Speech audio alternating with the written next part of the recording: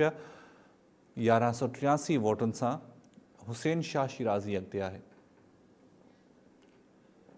हिकु ॿियो नतीजो अवां सां शेयर कंदासीं नाज़रीन। इलेक्शन 2024 जो ही नतीजो अवां जे आॾो आहे। PS19 मीरपुर मातेलो ॾैर की अवां खे आगाह कयो त नादिर अकमल लग़ारी 300 वोटनि सां अॻिते आहे। अब्दुल बारी ख़ान पिताफ़ी पीपल्स पार्टी जो उम्मीदवार आहे। 299 वोटनि सां अब्दुल बारी पिताफ़ी पोइ ते आहे। PS19 मीरपुर मातेलो ॾैर की इते तमामु अहम दंगल आहे। नादिर अकमल लग़ारी ऐं अब्दुल बारी जो ही मुक़ाबिलो आहे। नादिर अकमल लग़ारी खे हिते पीपल्स पार्टी जा उम्मीदवार जेके आहिनि उहे बि सपोर्ट कनि पिया, छाकाणि त ख़ालिद लुंड ऐं अलीगौर महर बि नादिर अकमल लग़ारी खे हिते सपोर्ट कनि पिया ऐं अब्दुल बारी ख़ान पिताफ़ी 299 वोट खंया आहिनि।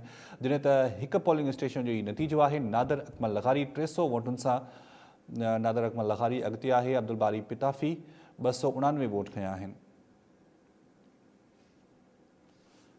तमामु सख़्तु मुक़ाबिलो आहे। इंडिपेंडेंट उम्मीदवार नादिर अकमल लग़ारी पीपल्स पार्टी जा उम्मीदवार बि इनखे सपोर्ट कंदा रहिया। इलेक्शन कैंपेन में असां ॾिठो त नादिर अकमल लग़ारी जी जेका इलेक्शन कैंपेन हुई, ख़ालिद लुंड ऐं अलीगौर महर इन में अॻिते रहिया। नादिर अकमल लग़ारी 300 वोट खंया आहिनि ऐं अब्दुल बारी पिताफ़ी हिते थोरो पोइ ते आहे।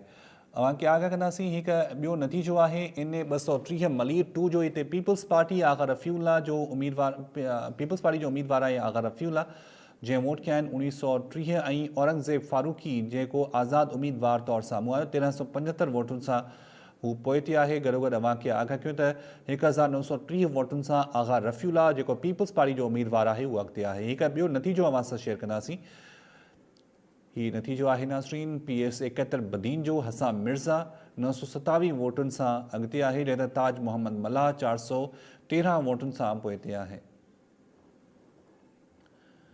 PS 71 बदीन जो ही तक आहे। हिते हसाम मिर्ज़ा GDS सां संदसि तालुक़। गॾोगॾु अवां खे ॿुधायूं त पीपल्स पार्टी जो उम्मीदवार आहे ताज मोहम्मद मल्लाह 413 वोटुनि सां हू पोइ ते आहे। जॾहिं त हसाम मिर्ज़ा 927 वोटुनि सां अॻिते आहे। PS 71 यानी सिंध असेंबली जो ही तक आहे।